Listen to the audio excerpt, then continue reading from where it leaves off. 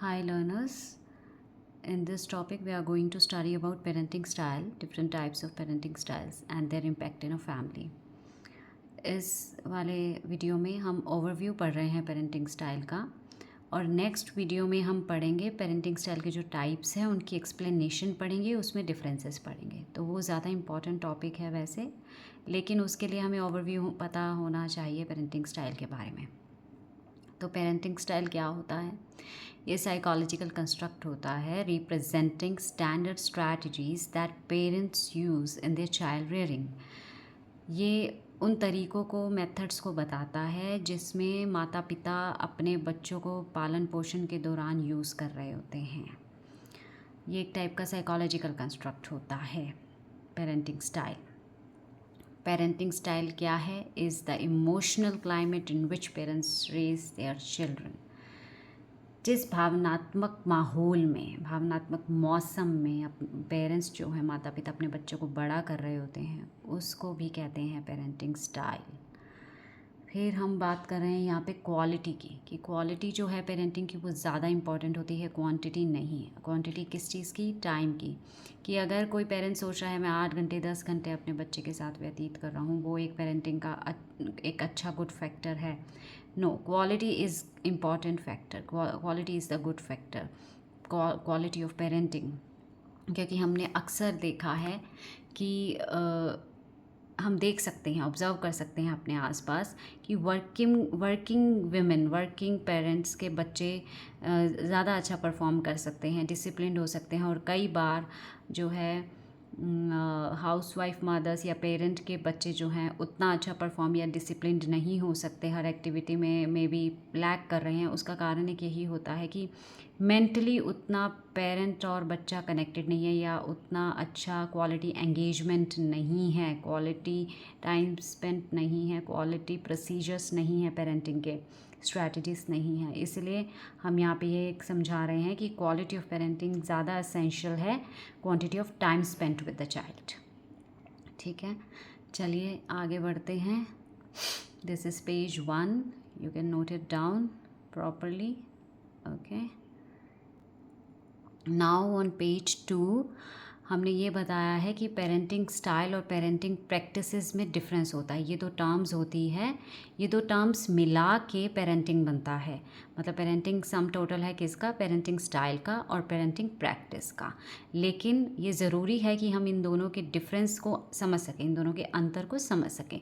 Parenting style क्या होता है? ब्रॉडर पैटर्न्स होते हैं हमारे पेरेंटिंग प्रैक्टिस के, ब्रॉडर टर्म में यूज़ होता है पेरेंटिंग स्टाइल। जबकि पेरेंटिंग प्रैक्टिस क्या होता है? वो हमारे स्पेसिफिक बिहेवियर्स होते हैं, कोई प्रैक्टिस होती है, हैबिट होती है। जैसे कि हम कहें कि ये पेरेंट जो है हर बार अपने बच्चे की पीटीएम अटेंड करने आते ही आते हैं, ये कभी मिस नहीं करते हैं पीटीएम। या फिर कुछ ऐसी एग्जांपल कि अपने बच्चे के होमवर्क में आप रोज़ असिस्ट करते हैं, उसको कहते हैं डेली सोशलाइजेशन प्रैक्टिस जो है। इस टाइप में इसको बोलते हैं, स्पेसिफिक बिहेवियर को बोलते हैं पेरेंटिंग प्रैक्टिस। लेकिन ब्रॉडर एंड जनरल टर्म्स में जो पैटर्न्स होते हैं उसको बोलते हैं parenting style. Okay, let's move on to the page 3 now. This is page 2।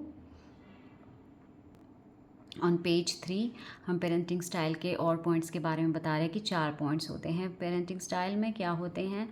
Parents levels of expectations होते हैं कि पेरेंट्स की क्या, कितने लेवल की एक्सपेक्टेशंस है बच्चे से। सेकंड है परफॉर्मेंस डिमांड्स, कि पेरेंट्स अपने बच्चों के साथ परफॉर्मेंस डिमांड्स क्या एक्सपेक्ट कर रहे हैं, उनके सामने कैसे रख रहे हैं कि आपको स्कूल में ऐसा परफॉर्म करना है या आपको सोशल लाइफ में ऐसा परफॉर्म करना है।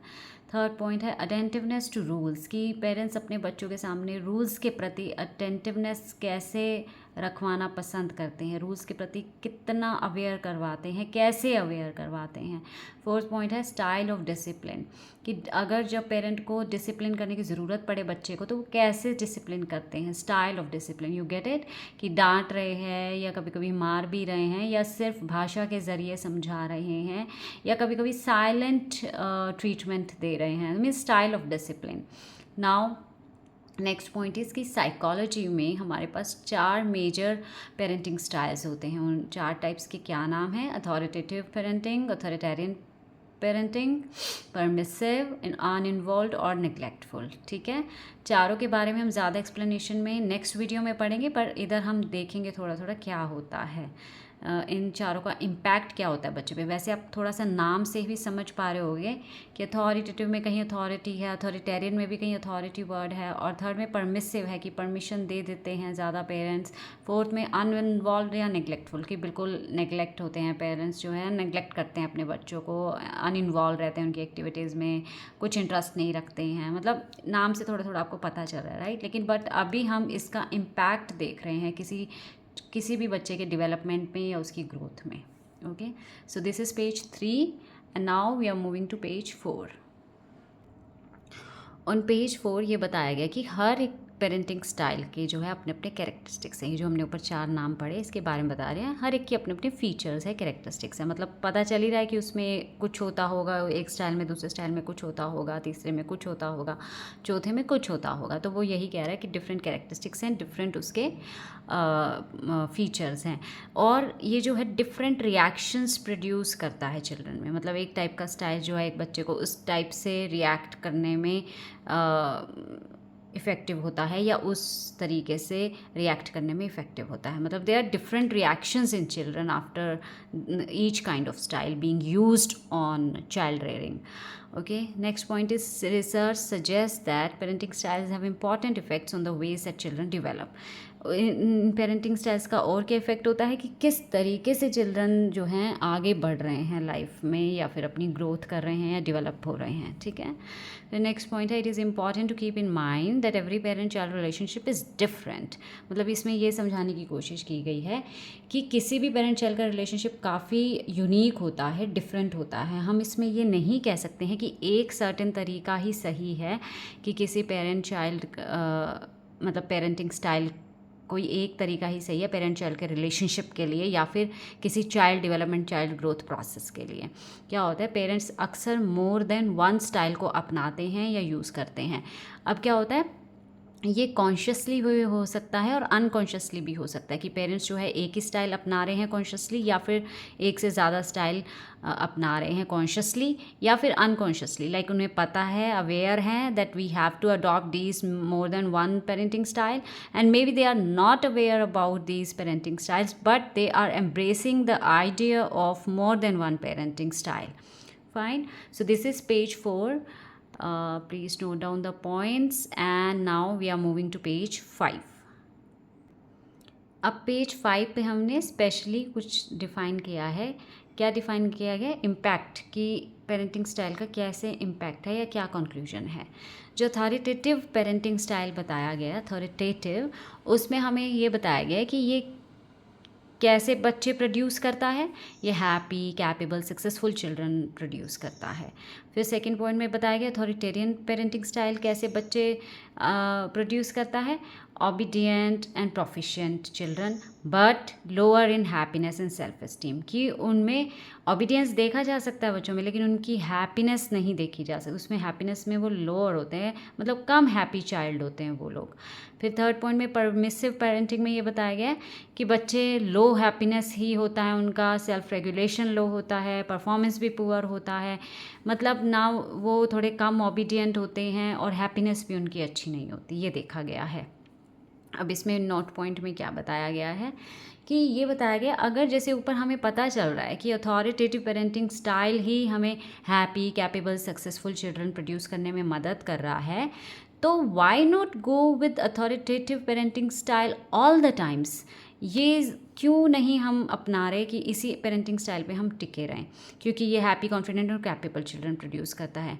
क्योंकि इसका रीज़न ये बताया गया है, ये पेज 5 के पॉइंट्स थे, ठीक है, note down, and we are moving to page 6, कि ऐसा क्यों है कि हम सिर्फ एक पेरेंटिंग स्टाइल नहीं हो रहा है समाज में, अथॉरिटेटिव पेरेंटिंग स्टाइल नहीं हो रहा है। पेज 6 पे बताते हैं,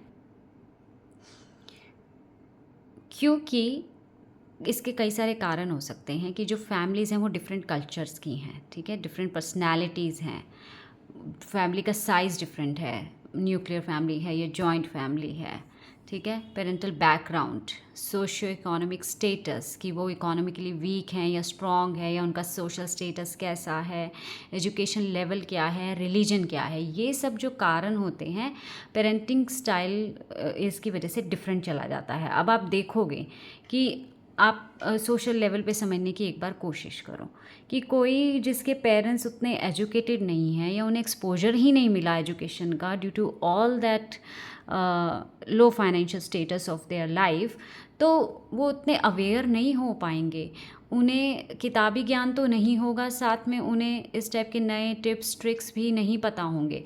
पर यही चीज़ एजुकेटेड को शायद थोड़ा अवेयरनेस जैसे हुआ तो उन्हें फटाफट अडॉप्ट करने में इजी होता है वो चीज़ें, ठीक है। तो बहुत सारे कारण होते हैं ये वाले, like family size, economic status and everything. फिर सेकंड पॉइंट इसमें क्या बताया गया है कि इसमें और दूसरा वेरिएबल क्या होता है कि चाइल्ड का खुद का टेम्परामेंट, ठीक है, इसमें रोल प्ले करता है।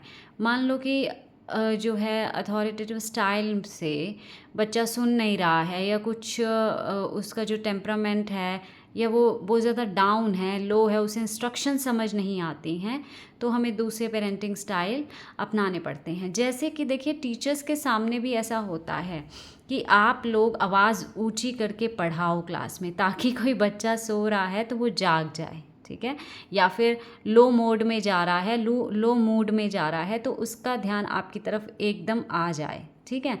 लेकिन आपको पता है कि हर बार चिल्लाते हुए पढ़ाना या ऊंची आवाज़ करते हुए पढ़ाना is not just one technique. Voice modulation is also important, like low voice and high voice is very important in teaching, right. तो इसीलिए सेम चीज़ इसमें है कि बच्चे का खुद का टेम्परामेंट कैसा है वो एक वेरिएबल है कि पेरेंटिंग स्टाइल क्या होगा या क्या हो सकता है एक पेरेंट का, ठीक है। थर्ड पॉइंट है अदर इम्पॉर्टेंट फैक्टर्स, और दूसरे फैक्टर्स क्या हैं इसमें कि बच्चों के खुद की सोच क्या है पेरेंटल ट्रीटमेंट को लेके, या फिर सोशल इन्फ्लुएंस को लेके, या बच्चों की सोच क्या बन रही है, उनको जैसा ट्रीटमेंट मिल रहा है या उनके पास सोशल इन्फ्लुएंसेस है, ये सब इम्पॉर्टेंट फैक्टर्स हैं। बच्चों की सोच, परसेप्शन इम्पॉर्टेंट है।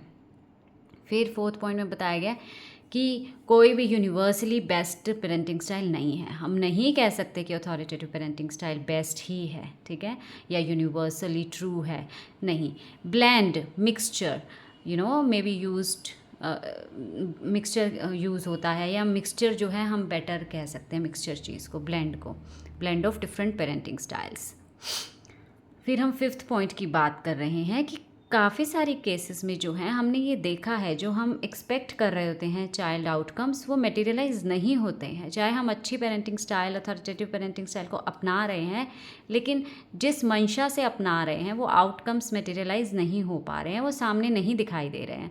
तो क्या देखा गया कि अथॉरिटेटिव पेरेंटिंग स्टाइल में भी जो है डिफाइंड बच्चे सामने आए, जो कि ओबीडियंट नहीं भी हो सकते कई बार, जो कि डिसिप्लिन नहीं भी हो सकते कई बार, लेकिन वही चीज़ जो है परमिसिव स्टाइल में हमें देखने को मिली कि कॉन्फिडेंट बच्चे हैं या एकेडमिकली सक्सेसफुल चिल्ड्रन बच्चे हैं परमिसिव पेरेंटिंग स्टाइल में भी।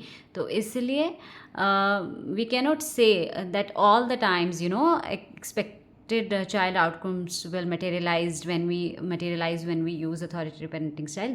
That might not be true. तो इसलिए हम किसी एक अथॉरिटेटिव पेरेंटिंग स्टाइल को ही अपनाएं, चाहे वो ओबीडियंट बच्चे प्रोड्यूस करता है, हैप्पी कैपेबल बच्चे प्रोड्यूस करता है, ज़रूरी नहीं है हम उसी पे ही स्टिक हों हमारा समाज।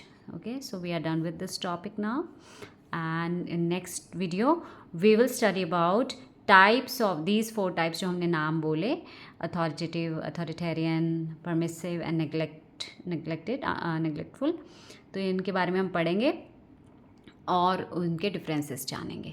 ओके।